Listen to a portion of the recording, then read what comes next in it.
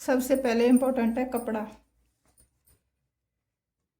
और कॉटन का हो तो सबसे अच्छा है, क्योंकि जब शुरू में सिलाई सीखते हैं तो कॉटन का कपड़ा सबसे बेस्ट होता है, इस पर सिलाई सबसे अच्छे से चलती है और हमें हैंडल करना भी आसान होता है। फिर चाहिए धागा। ये है चौक,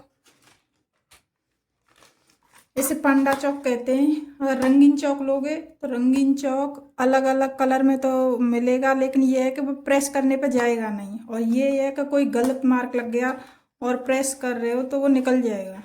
तो सबसे पहले इसी को यूज करें तो ज़्यादा बेहतर है। ये है इंच टेप। नापने के लिए सबसे पहले ये चाहिए।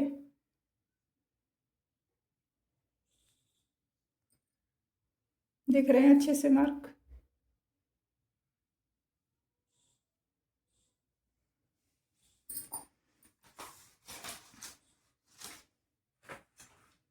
फिर चाहिए कैंची।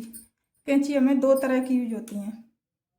अगर हमें कपड़ा काटना है तो हम ये कैंची यूज करेंगे, और अगर पेपर काटना है तो ये करेंगे। अगर ये कपड़ा काटने वाली से पेपर काटेंगे तो ये खराब हो जाएगी, इसकी धार बेकार हो जाएगी।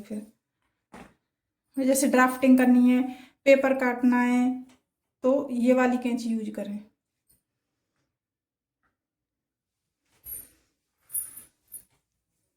जब हम शुरुआत में सीखते हैं तो हमें सीधे, जैसे कपड़ा सीधा करना होता है तो सीधे मार्क लगाने के लिए हमें ये वाला स्केल सही रहता है।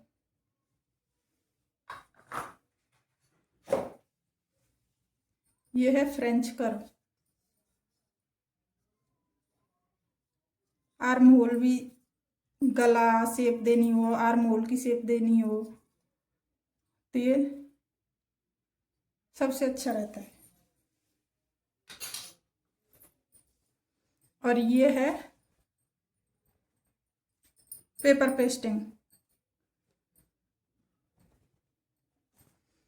ये एक साइड से इसमें शाइन रहती है और एक साइड से खुरदरा खुरदरा रहता है, और ये सॉफ्ट रहती है। इसे एक कुर्ती का गला बनाओ या ब्लाउज के गले में बहुत अच्छी फिनिशिंग आती है इसे लगाने से।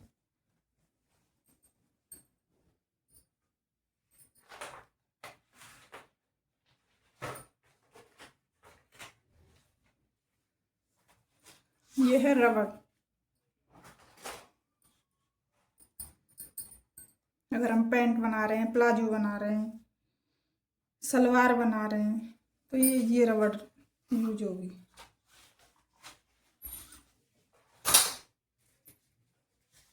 और सलवार की मोहरी बनानी है, ये अलग अलग साइज में आती है। ये है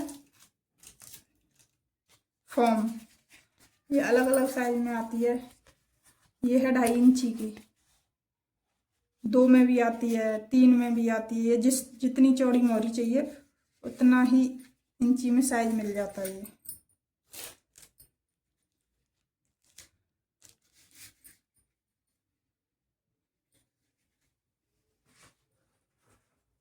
और ये है कर्व स्केल। जैसे पैंट में शेप देने के लिए चाहिए होता है, आर्म होल में शेप देने के लिए चाहिए होता है। जैसे स्लीव है, स्लीव में हमें शेप देने के लिए ये एक साइड से ऐसे वार का लिए हुआ है, एक साइड से ऐसे कर्व है इसमें। और जब हमें ये बड़ा वाला स्केल नहीं यूज करना है, हमें छोटा ही मार्क लगाना है लेकिन सीधा लगाना है, तो हम ये वाला स्केल यूज करेंगे। ये दोनों ही ग्रेडिंग स्केल टाइप हैं, क्योंकि इसे भी जैसे सीधा रखो तो इससे सीधा कपड़ा, और इसमें भी कई लाइनें होती हैं तो इससे भी हम कपड़ा सीधा देख के निशान लगा सकते हैं। अब ये है थ्रेड कटर। जैसे हमें सिलाई मशीन पे बार बार कट करने के लिए चाहिए, तो हम ये इतनी बड़ी कैंची न उठा के इससे हम थ्रेड कटर को यूज करते हैं। ये है सीम रिपर। जैसे हमें सिलाई उधेड़नी है, दिख रहा है ना अच्छे से, जब हम सिलाई उधेड़नी है तो हम इसे यूज करते हैं।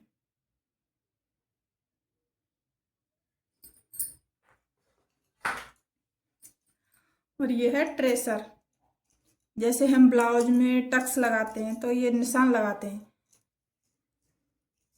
जैसे एक साइड में हम निशान लगा देते हैं तो दूसरी साइड में ट्रेस करके ये निशान, वही निशान दूसरी साइड में हो जाते हैं, तो ये ट्रेसर है। और ये है डोरी पाइपिंग। ये डोरी है पाइपिंग लगा बनाने के लिए।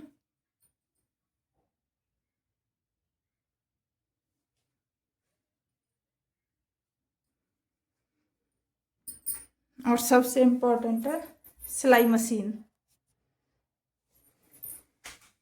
और सिलाई मशीन नहीं होगी तो हम सिलाई ही कैसे करेंगे, तो सबसे इम्पोर्टेंट है सिलाई मशीन।